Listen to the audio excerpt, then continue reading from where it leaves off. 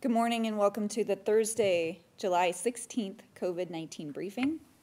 My name is Megan Pearson, Chief Communications Officer, and today I have with us Matt Constantine, our Director of Public Health, Ryan Alsop, our Chief Administrative Officer, and Kim Hernandez, our Lead Epidemiologist. We're going to start with Matt Constantine.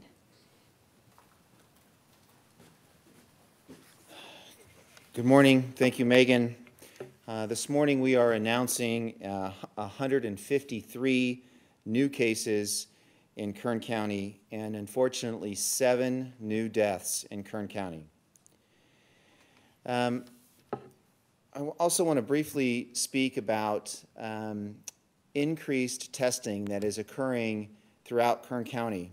Megan will talk a little bit more about this in a minute, but we are recognizing that over the last 2 to 3 weeks, we have seen significant increases in testing.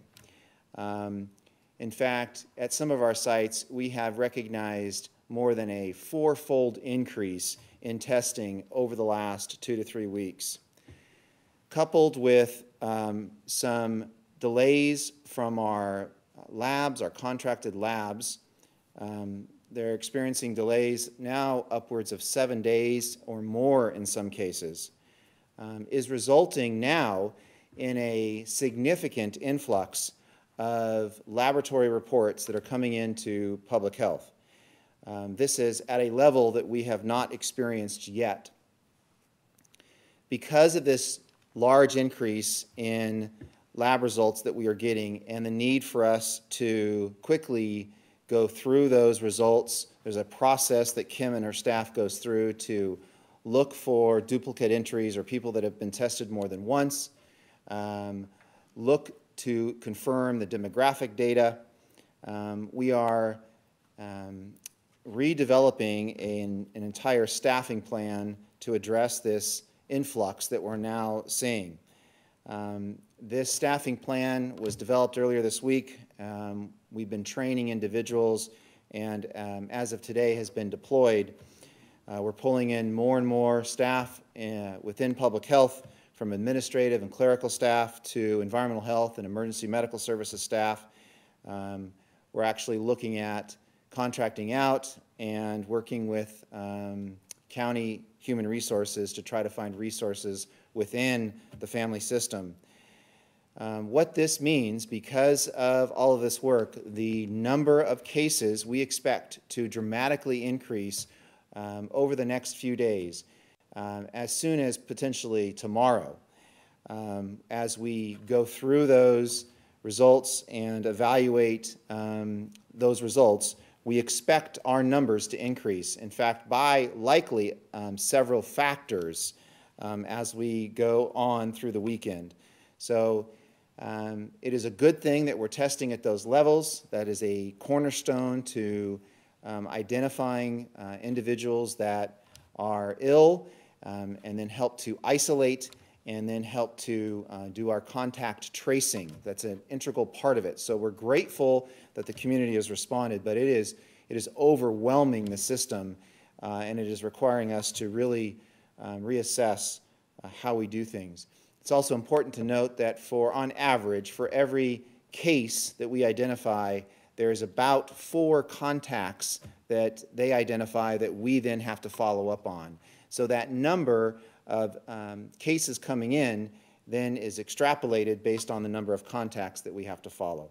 So there's more work that will be done, but we are seeing and will likely see significant increases in positive cases here in Kern County in the coming few days and few weeks. With that, I'm going to turn it back over to Megan. Thanks, Matt. So our update related to testing has to do with a new guidance that the California Department of Public Health put out on July 14th that's causing a little bit of confusion. It indicates that we are going back to a tiered structure in how we process and accept those patients who want to be tested at the testing sites. Different from previous guidance is that this actually also applies to the labs, which we could see that indicate where you have a longer time frame for things to turn around to get your lab results, we see that this is where you may have the greatest impact. So let me walk through this slowly because it is relatively confusing, and we understand the frustration that our residents have. It's frustrating for us as well. We're held to a high standard by the state to ensure that all of our residents have testing available to them, and when they dial it back, it makes it difficult for everybody. So the first tier that gets the highest priority are those who are hospitalized with symptoms and those who are close contacts of confirmed cases or those that are under investigation by public health or the California Department of Public Health. The hospitalized patients are obviously in the hospital, so may not impact our testing sites. However, the tier 2 priority are those with COVID-19 symptoms, however not hospitalized, or individuals who are asymptomatic who meet one of 8 different criteria. I'm not going to walk through all of those in depth. We are going to put this on the website so that you can see this very clearly. But they are those who live in congregate facilities that are high risk, so our skilled nursing facilities, those who work in the healthcare sector, so our nurses, our doctors, those who are exposed, anybody that works in a congregate facility like a homeless shelter, those who provide care to elderly people who may be at higher risk to begin with, our emergency services sectors, so our fire personnel, our ambulance drivers and such, as well as those who work in correctional facilities, and those who are pre-operation or pre-hospitalized and patients being discharged from the hospital. Again, that's a lot of different categories. It's very complex. And then there's a third tier to that as well. And those are individuals that fall in sectors that have regular contact with the public. The last tier, tier 4, are those who are asymptomatic and or those who are being asked by their employer to test negative to return to work. What we're seeing in the document is, because this applies to the labs as well, that those receive the lowest priority. So if you are asymptomatic, you may not see a difference in the testing sites. They may still accept you as a patient and test you. It will likely take longer for you to get your results because they are saying in the document that that last tier will not be processed until we are hitting a 48-hour turnaround in our results. And right now we're hearing anywhere it could be 7 to 14 days in some cases. So there's a while before those could be processed. I will say that we have spoken to a couple of our sites here locally. The state has not pushed this down to them. So we're not sure exactly how you'll see this roll out to our testing sites. We're still working on that. This is relatively new. And again, we understand the confusion around this, so happy to answer any questions at the end. Related to our local testing sites, they've completed over 27,000 tests, which is more than a quarter of the total number of tests done here locally. Again, you need an appointment, and right now, they're not asking you for any criteria, but we do ask your patients if that changes in the future as this guidance gets implemented. So now I'm going to turn it over to our Chief Administrative Officer, Ryan Alsop.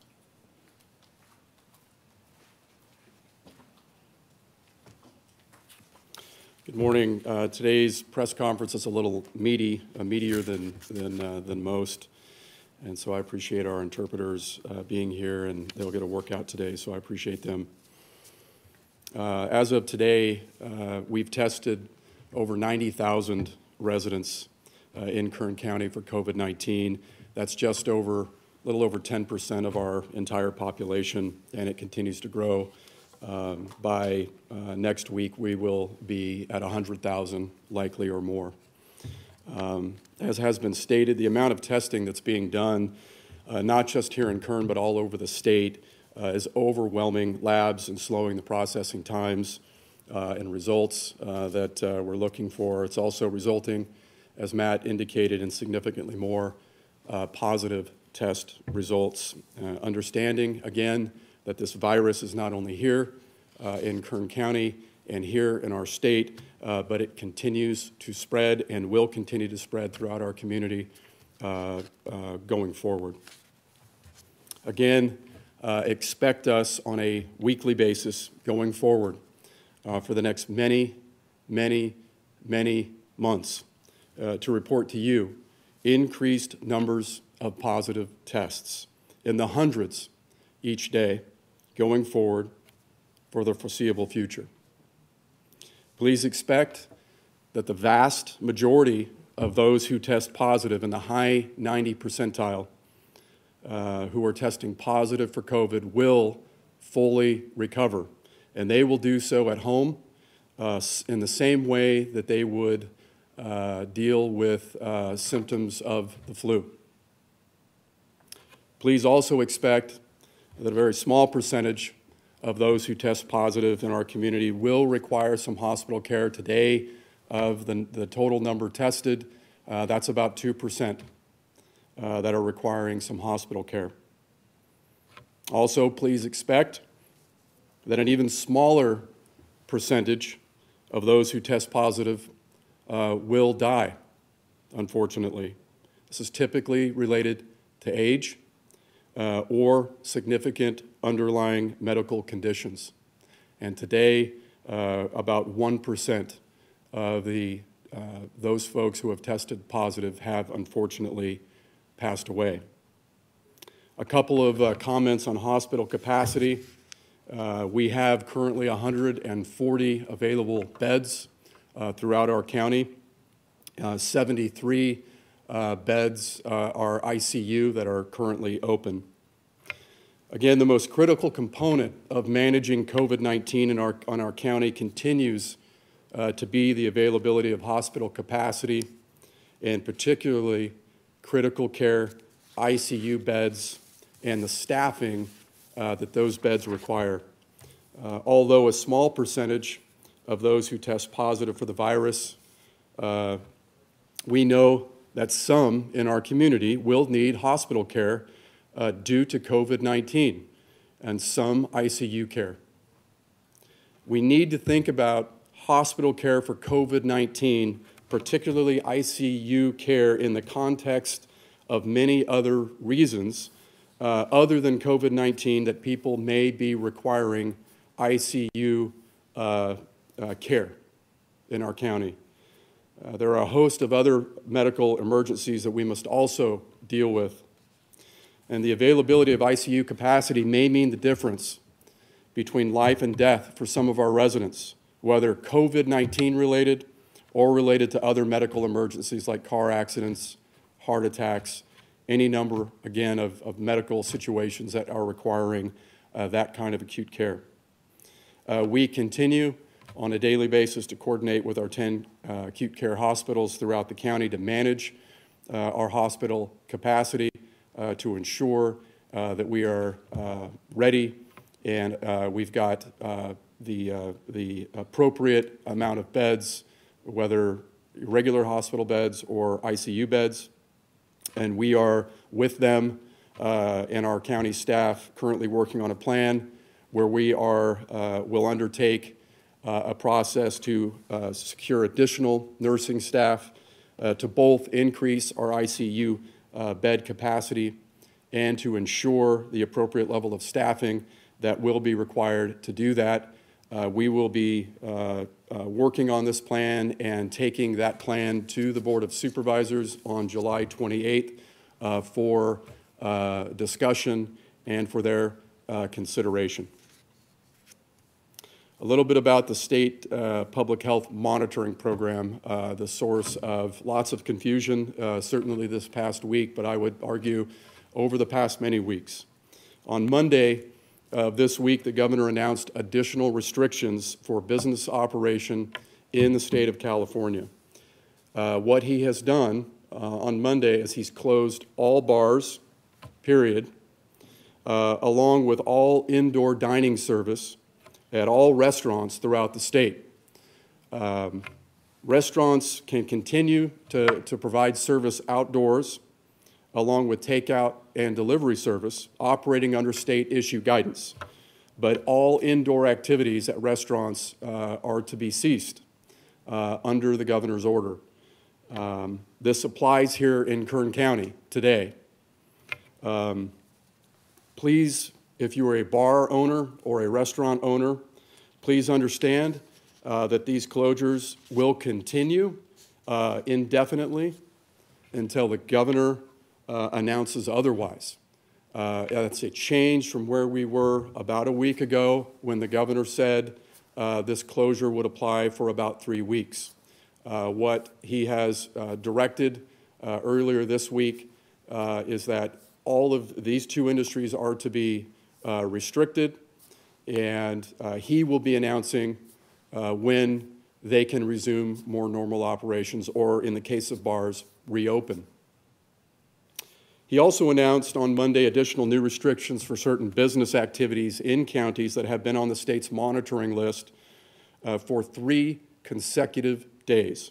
In these counties, fitness centers, worship services, protests, this is what the state has on their list, protests, offices for non-essential sectors, personal care services like nail salons, body waxing and tattoo parlors, hair salons and barbershops, and indoor malls must stop all indoor business activity.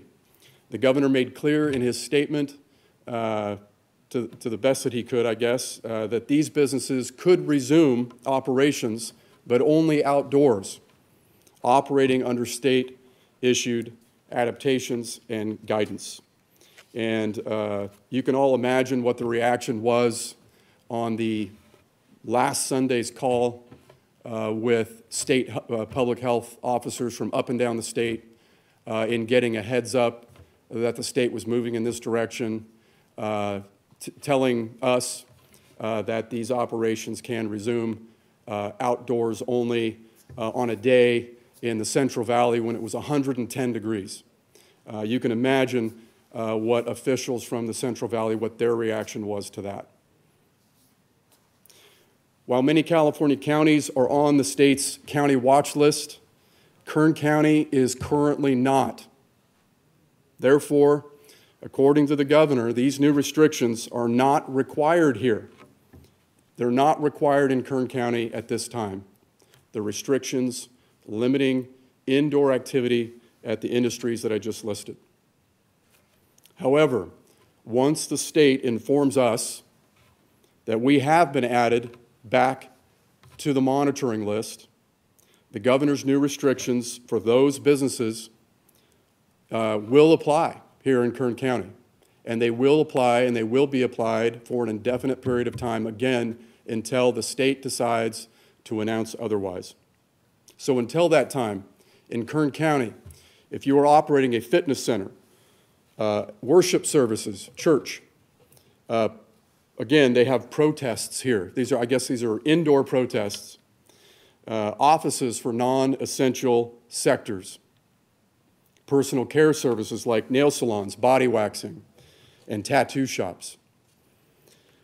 You may continue to operate indoors while continuing to adhere to state adaptations, rules, guidance, recommendations for how you operate.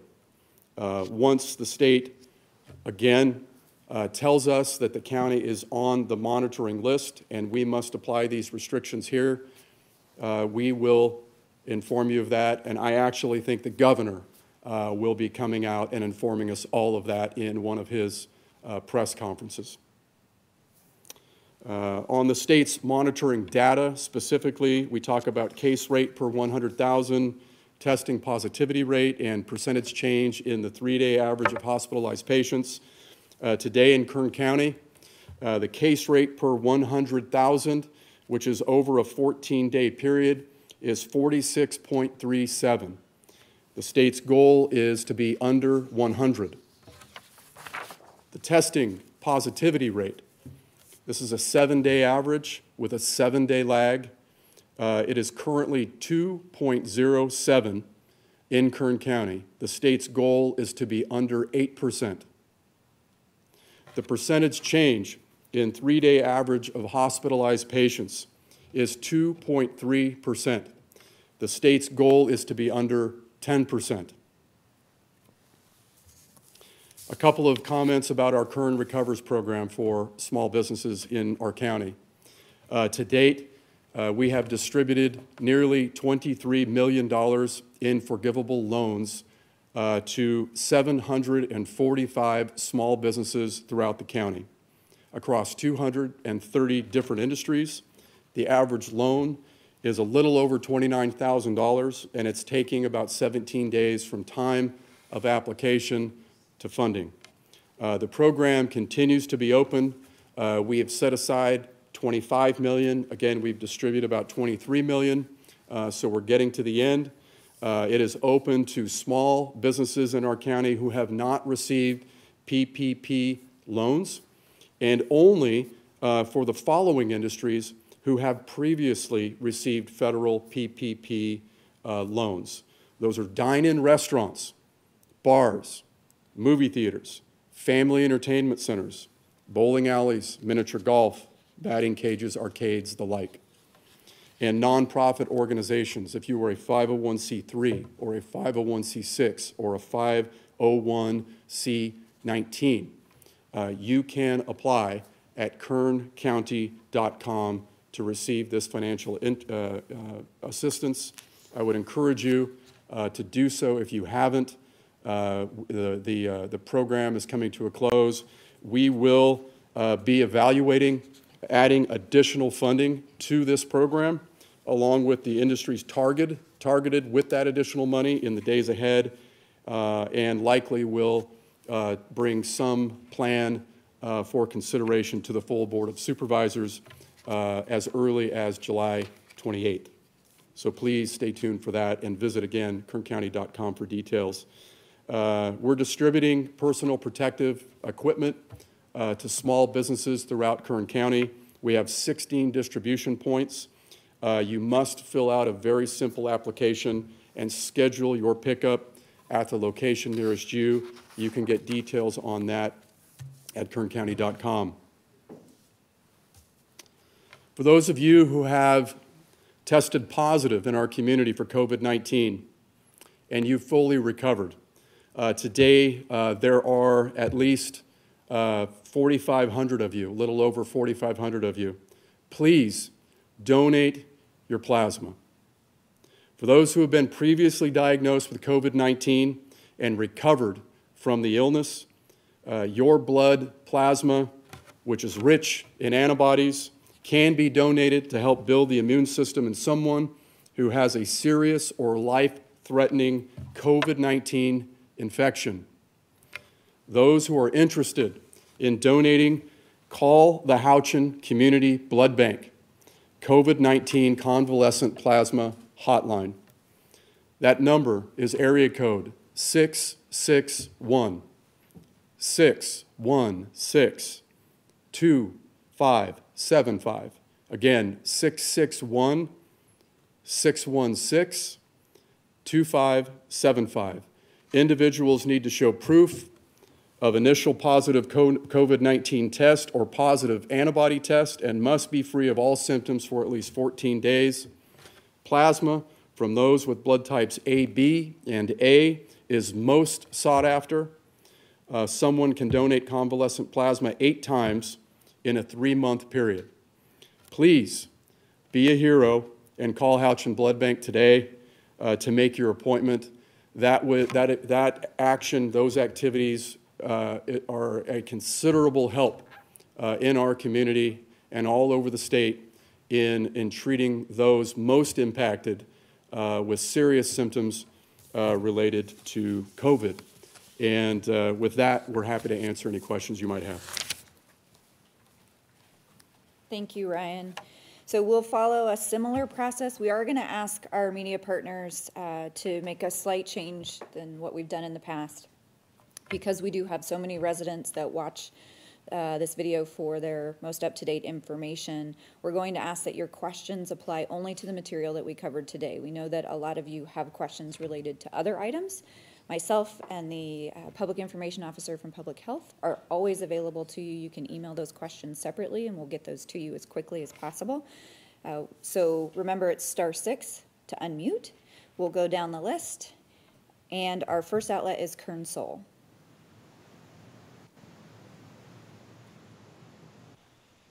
Hi, good morning. It's Elizabeth. My question today is about our increase in testing.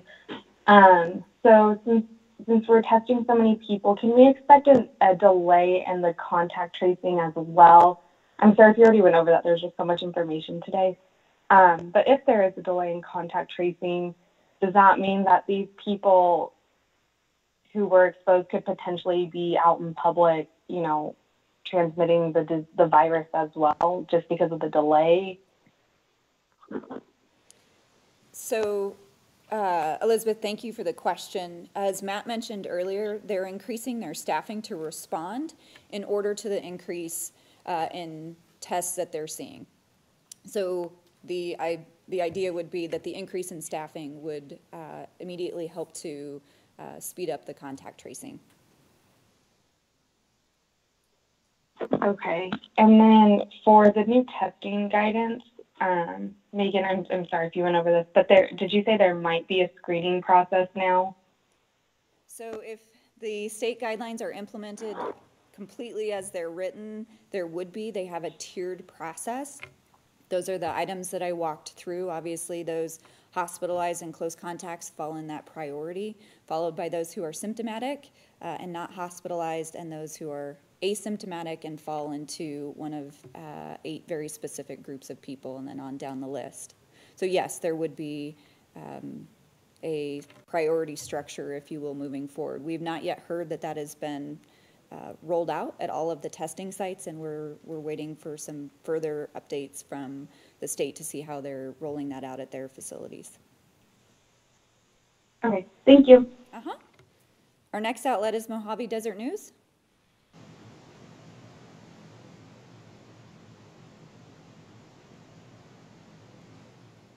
Okay, Valley Public Radio.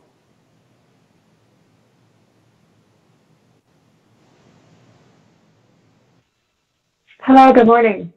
Good morning. Go ahead. Thank you for such a beefy update. Okay, well, so I was wondering on the topic of hospital capacities and staffing, are you able to name some of the, I guess, maybe more creative solutions, maybe one term for it, that some hospitals in your coverage area are doing, aside from, actually, no, I don't want to put words in your mouth. Yeah, if you could just name some of the solutions that you know of, that would be great. Carrie, I think we're trying to figure out how best to answer your question. I think you're asking if we can discuss or share with you what some of the plans the hospitals are doing for staffing. Did I get that right? Yeah, exactly. To increase staffing and or hospital beds. We're going to have Matt respond as best he can.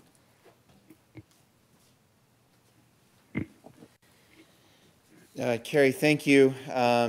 As Ryan mentioned, we track very closely our hospital bed usage, and in particular our ICU bed usage, as we believe that is a limiting factor here in Kern.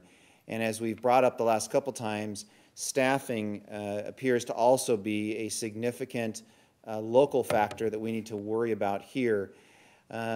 We have looked at some creative solutions. Ryan has mentioned one that we hope to bring in before the board for consideration on adding some additional staffing. We have looked at some creative ways to try to assist hospitals in managing patients. There is the state-operated alternative care site in Porterville. There are actually some state-sponsored medical teams that have been deployed, or might be federally sponsored medical teams that were deployed into 2 local hospitals in the Central Valley to help offset some of those staffing issues.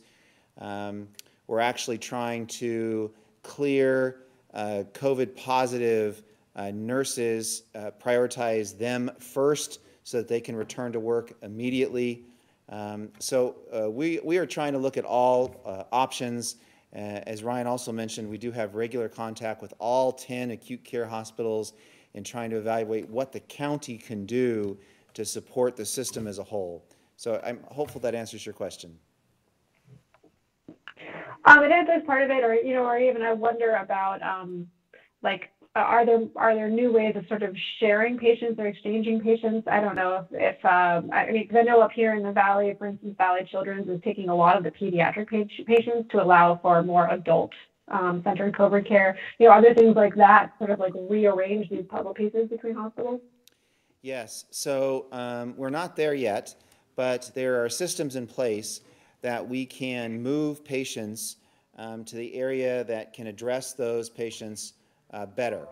So there are obviously hospital affiliations locally and regionally throughout the state, but there's also a state mutual aid system that allows us to look for resources within the county and then within the region and then within the state if needed. We have seen that take place in Imperial County and in the Central Valley also. So there are additional resources available if it comes to that point where we need it.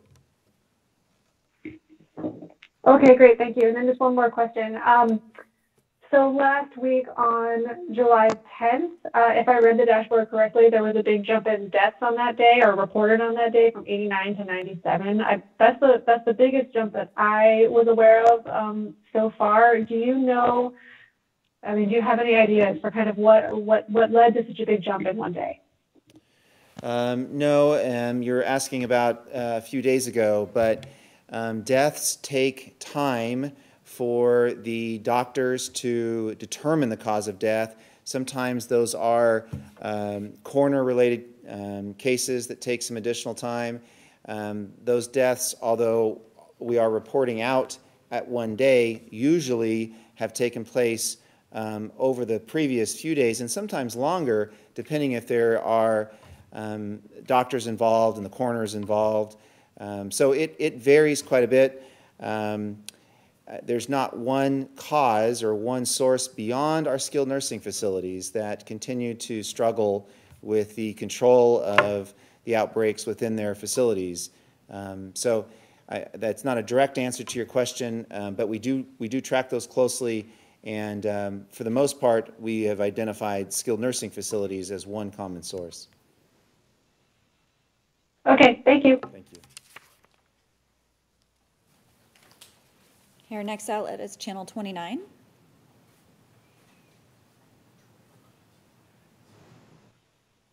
Hi guys, Tim here with Channel 29. Couple questions.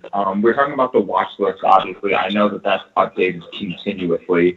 Is this basically just, in your guys' opinion, a matter of time before we are added to that list, or do you think there's a possibility that we won't be added going forward in the foreseeable future?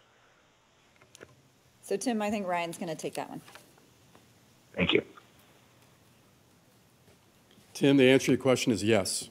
Yes, there's a high probability that we will be added to that list going forward in the days ahead. Until that time, until we are notified by the state that we are added, the governor's restrictions are on hold here.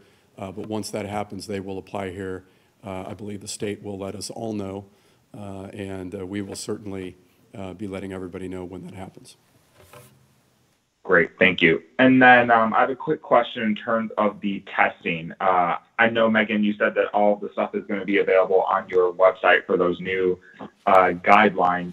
And I know we're going to increase the amount of tests that we're doing or able to process. What about supplies? Do we have enough supplies to administer all of these tests? I know out in Ridgecrest, they were having some issues with just the medical supplies needed to do all these testing. Is that a point of concern? So we don't have any test shortages reported at this time. I do think that the California Department of Public Health is trying to make sure that we don't get into that spot, and that's why they're instituting this tiered structure so that our patients with the highest level of concern get through the process first, but we currently have not had a report of testing shortages. Okay, perfect. And my final question is just, I don't know if I heard you guys correctly. I believe he said the amount of beds we currently have available and ICU beds available. Did I mishear that? And if I didn't, can I just get those numbers again, please? There's currently 73 ICU beds available. Okay. And do we know how many normal beds by chance?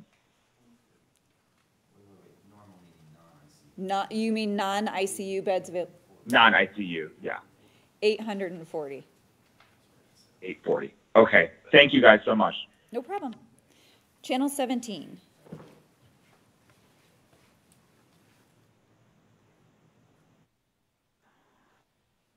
Hey, Megan, Ryan, and Matt, Aton Wallace here. The first question is, while we're talking about ICU beds, given that you mentioned the ICU beds today, Matt, as far as you know, does that California state model still suggest we will exceed the normal capacity by the end of the month? Eitan, good morning. Yes, that same model that we have been using that the state has given to us indicates still that on July 28th, we may exceed our ICU capacity. As we've talked about before, the hospital CEOs got together and found ways to pull together some surge capabilities for ICU beds, trying to find every potential opportunity. That increased us to 294 beds. The model shows that we would exceed that on November 13th, and we would, as the model shows, we would have a peak in February at a demand of 436 ICU beds. That's a model. That's far off. We're going to track it carefully. But what we're looking at today, of course, is what's going to happen in the month of July. We still have quite a bit of capacity. We're hopeful we're not going to get there. We're hopeful that model is not correct. But we're monitoring it carefully, and we're kind of planning that worst-case scenario in case it is. Thank you, Matt. I appreciate that. And going back to something also that you spoke about today, at some sites you say we have seen more than a fourfold increase of testing in the last 2 to 3 weeks. Coupled that with the delays from contractor to the lab, the results are delayed 7 days. Just to make sure I understand, can you explain one more time why you said it possibly as soon as tomorrow we could start seeing significantly more positive tests? Is it just because we're doing more testing, or is it because you're saying the delays are part of that? So just to kind of give you a review again, we have seen that increased testing, specifically at the fairgrounds site, we have seen days well into the 400s. I spoke to the Kern Valley Hospital. They've seen a fourfold increase yesterday. This is sustained over time.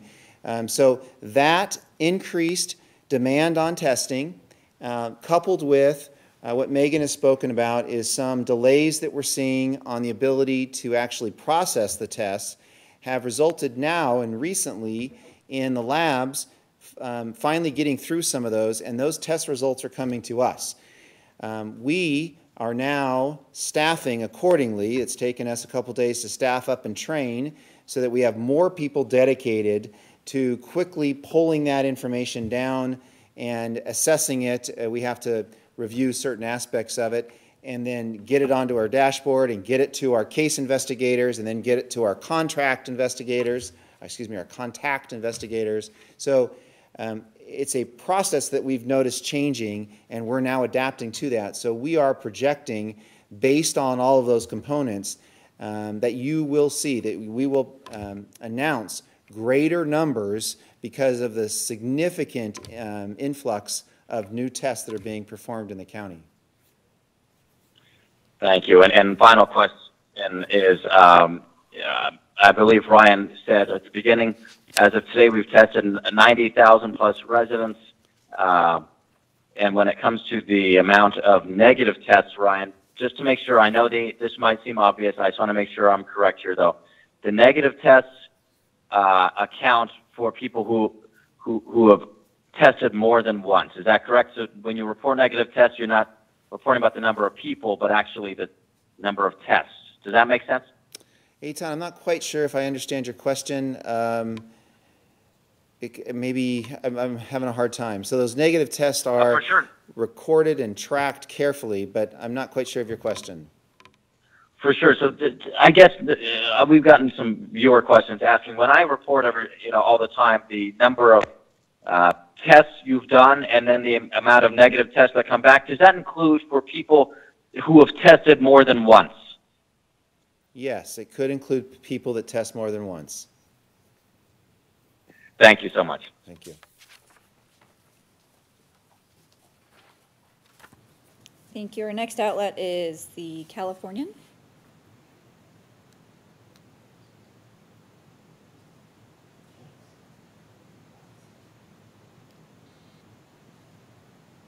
Okay, we'll go on Kern Radio. Anyone on the line? Yeah, JR from Kern Radio. Go ahead, JR. How many tests are pending? Do we know that? Did we say that? I didn't catch that.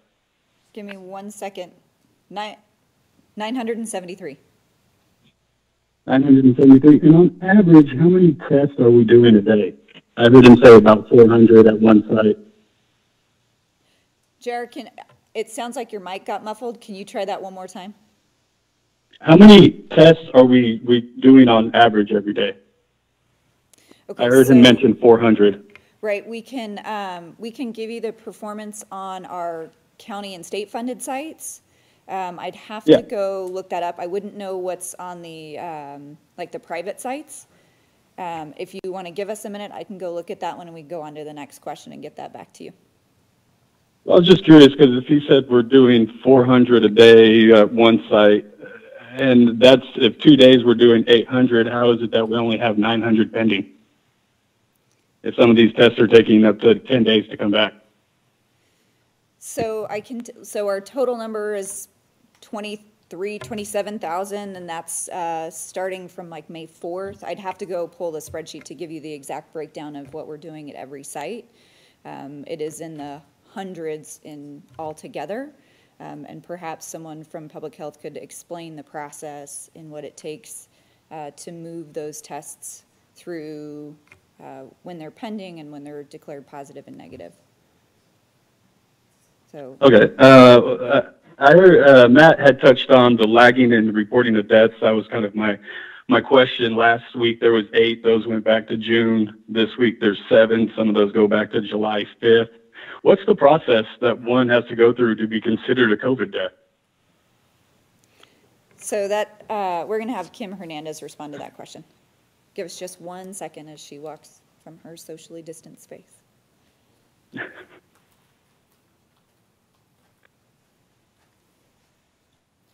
Good morning. COVID deaths are determined based on the evaluations by the medical provider. Part of what we are looking at is obviously the death certificate on a patient.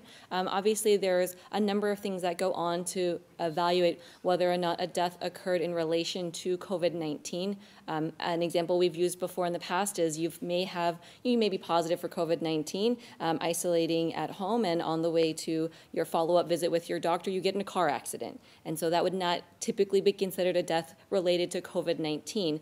However, that person may still be COVID positive.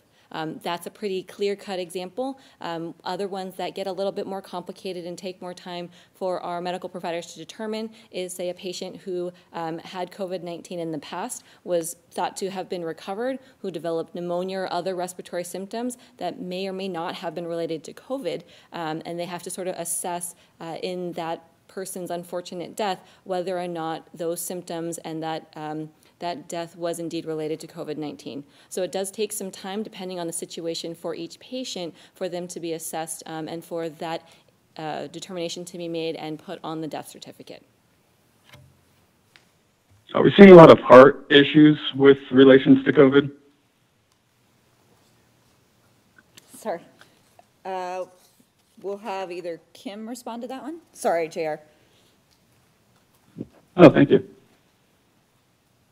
So locally, you'd have to ask our medical providers whether or not they are seeing that. You know, from a public health standpoint, we're assessing their communicability, and we do, gear them back towards their healthcare providers if they're experiencing other issues. Heart issues are things that have been brought up for clinical providers to assess and be aware of, but we couldn't give you numbers specifically on the patients we know about whether or not that's a large factor. Thank you. And JR, forgive me, I'm actually looking at the data right now. We're looking at 800 to 900 tests a day. Some of that is affected by the hours and days of the week that they operate. I have the spreadsheet here, and I can share that those totals with you after this call. I'll email them over to you if you want them. Thank you so much, Megan. Anytime. And our last outlet is channel 23. Hi, this is Tori Cooper with Channel 23. How you doing? Go ahead. Can you hear me? Yes, go ahead. So we're wondering where you guys are at with the mobile testing units for farm workers. The last press conference that I was involved in, you guys were mentioning that you guys were doing your best to get some mobile testing units out there to help prevent the spread of COVID-19 further. So we're wondering if you guys have actually done that now and where you guys are at, how you guys are seeing that that's working out. We're going to have Matt respond to your question, Tori. Good morning, Tori. This has been a project that we've been working on. It is a joint effort with the Central Valley Farm Workers Foundation and Supervisor Couch's office that has helped kind of spearhead this endeavor, and Good Samaritan Hospital, in fact. So we have met. We are developing and refining their approach. They are going to still submit a refined quote to us. Once they do that, we're ready to contract and ask that they start. There was some discussion earlier this week about making this effective next week. I haven't heard back from them yet. We're awaiting their final proposal. But as soon as we get that, we're anxious to proceed and we'll deploy it. Okay. The next question is, so at last check, we saw that there were 31 deaths related to skilled nursing facilities. So our question today is, where are the other deaths coming from? Do you guys know that? Are you able to release that? Yeah, what's that, the answer to that question? So and I'm going to look to Kim perhaps for this question, but it's really community members, residents outside of a skilled nursing facility. Is that your whole response there? Yes. I don't. Kim is shaking her head. Is there any additional information we can provide? No. So that's the ability we have to provide information. The skilled nursing facility data comes directly from the state, and so then we just report that out as the number of deaths attributed to a skilled nursing facility here in Kern. Okay. So as of right now, you guys cannot provide information on the other regions and or age groups that are really yielding these deaths. Just want to make that clear. Yes, correct. So as Kim has explained a couple times before, the HIPAA consultant, the statistician that the county council contracted with, reviewed with Kim that and other specific questions. And because the number of deaths is low, by releasing additional demographic data, this contracted HIPAA statistician indicated that that would violate their privacy rights or their family's privacy rights in this case, and we would not be allowed today to release that information. Okay. And so can we also get an update on the trailers? At last time we checked, there were 12 and 7 units. You guys have an update there? Yes, ma'am. So there are 14 residents within our temporary isolation units at the fairgrounds. There's a couple trailers I think that are going through some maintenance, but the 14 that are there, that we're using every trailer that we have available today. Okay. And one of my last questions, considering I am like the last, outlet to ask questions this morning is, you guys have been discussing throughout the morning about how you guys are expecting these numbers to dramatically increase. And I know that Tim has said, can we expect a shutdown? And I know that Olsop had mentioned, yes, we can. But do we have a date?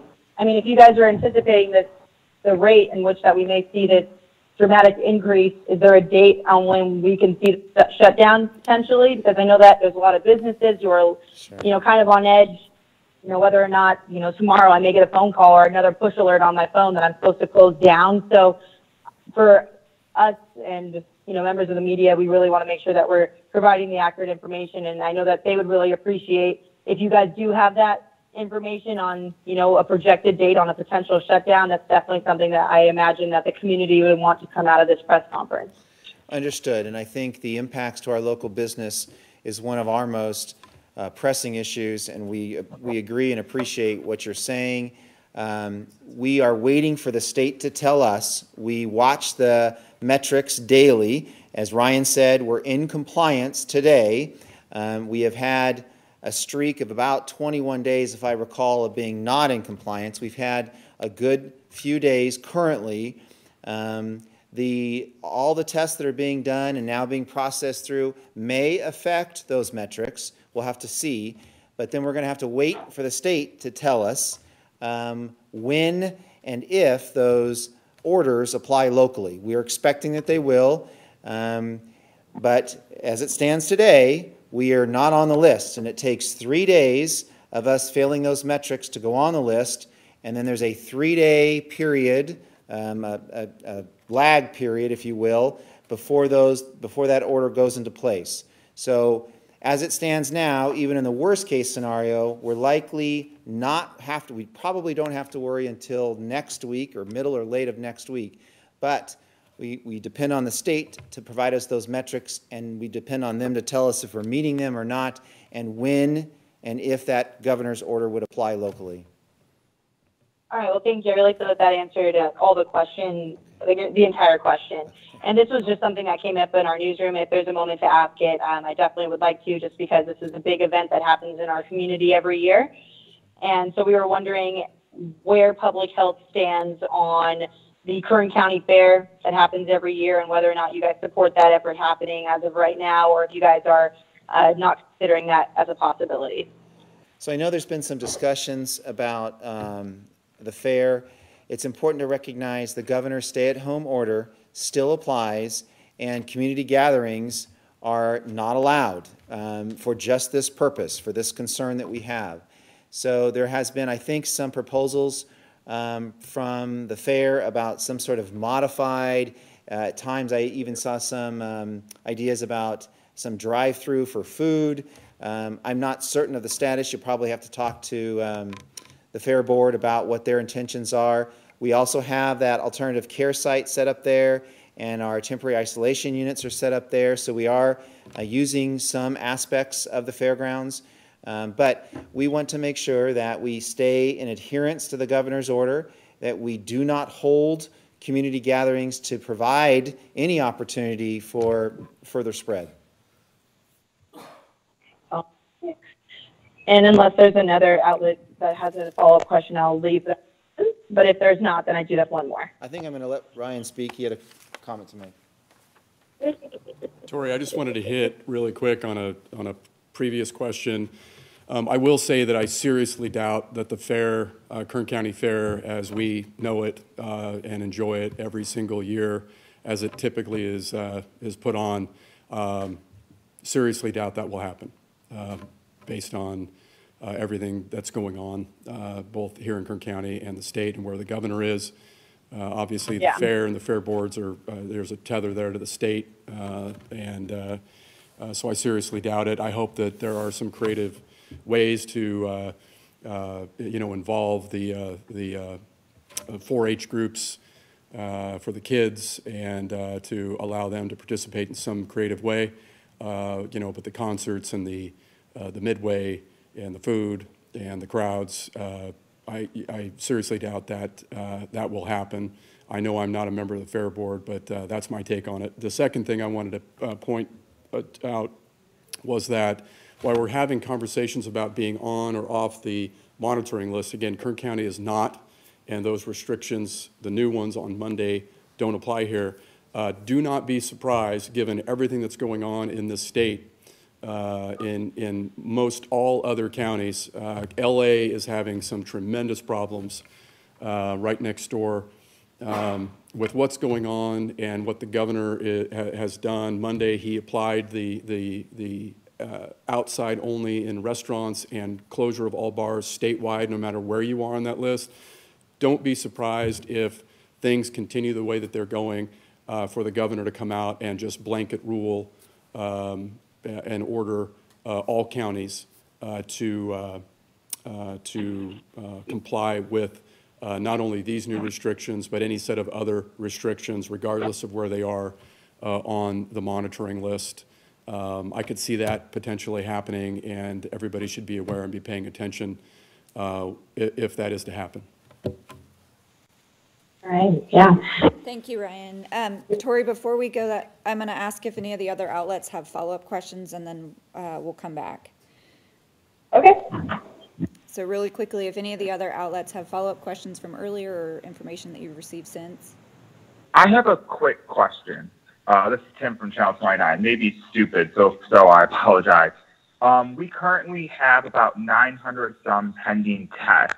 My question is, if we're testing hundreds of people a day and there's as much as a 7-day to 10-day delay, to me it would seem that we would have more than that. Am I just missing something here, or how does that work out? Tim, we're going to have Kim respond to that. So give us just a second.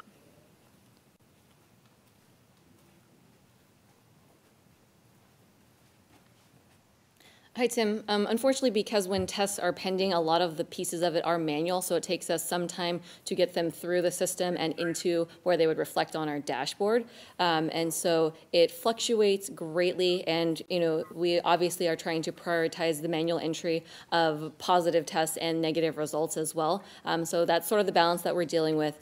We are getting the information from various sites at various points of time, so they go in and out of our dashboard as we receive them.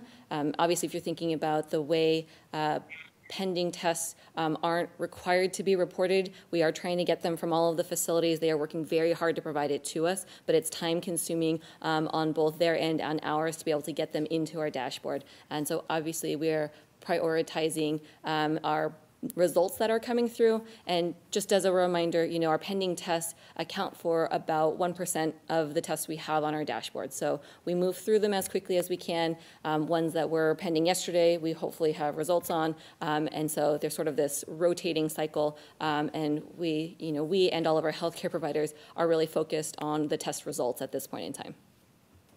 Awesome. Thank you for that clarification. Any other follow-ups, and then we can go back to Tori.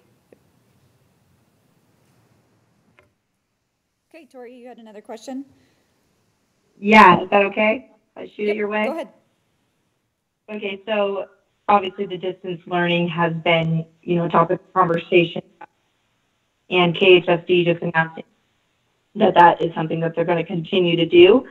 So we're wondering if there's going to be any potential funding for our school districts here to help support distance learning, and if you guys are going to maybe push that in front of the Board of Supervisors. We'll have Ryan respond.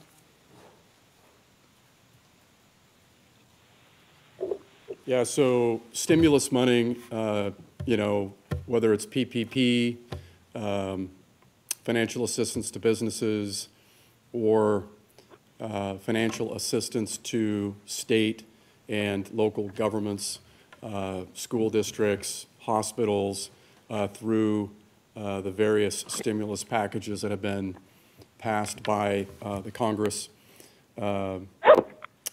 specifically where it relates to us is the federal CARES Act, which we're using to address COVID-19 related issues. That you can imagine where we would be as a county without that. We would essentially be drawing down all of our emergency money that we have set aside. I would categorize this as a fairly significant emergency, and so that would probably be the right thing to do. But the money that we've received, the money that others have received, has been a real shot in the arm and a help to all of us. The longer this goes, Tori, the more complicated and dire the situation will get. The longer we go with dealing with this virus in our community and spreading, the more pressure that it puts on the economy, on government resources, on businesses far and wide throughout the county. The toll that the virus is taking on workforces in certain areas where you get shortages, the toll this is taking on our children, not only needing to get back in the classroom in that environment. My opinion is that kids are best off in school, but obviously there are decisions being made that during this time that's not the very best option. this is taking a significant toll. And the longer this goes, the more consideration that needs to be given to programs that continue to assist school districts or local governments like the county or the city of Bakersfield, assistance to hospitals. That must be contemplated going forward, whether it's the state or federal government. Again, now we are in a spot where we have received some money. We're distributing that money. I believe school districts have also received some money. But the longer this goes, the tougher the situation becomes, and we're going to need to figure out how we manage through this. Again, this is a significant drain on resources, on staffing, on money, morale. This is a significant problem. So the bottom line answer to your question is the longer this continues to go, the longer the schools have the posture, at least the city of Bakersfield and the Kern High School District, the longer they have the posture of online learning only, we're going to need to continue to receive outside assistance financially to help. We continue to have significant problems in this community. It's not just this community, it's many, many communities, and we've said all along that correcting and trying to address the digital divide that exists up and down the Central Valley, and certainly here in this community, is very important. Making sure that if there are distance learning, there's distance learning happening, and that seems to be where things are going to be going forward for many, many months. We've got to work collaboratively with all of the school districts, the state government, the federal government, to do everything we can to ensure that the vast majority of all of our kids are connected. All of our kids, frankly, are connected and engaged. But even then, this is going to be a heck of a challenge for us all. I know my child is going to have challenges if he's got to distance learn at 8 years old on the computer. We've got a lot of parents, dual income. Parents are going to have to make choices about how to deal with that. Some parents may decide that it's best to quit their job. I don't know how you put a babysitter or, if you can find a babysitter that you can count on to actually teach your kids at home, because there's going to be a lot of that required, even through this distance learning on computers. This is a heck of a challenge. It's a heck of a mess that we are in. So going forward, it's going to be our duty as a county, certainly mine, to continue to do everything we can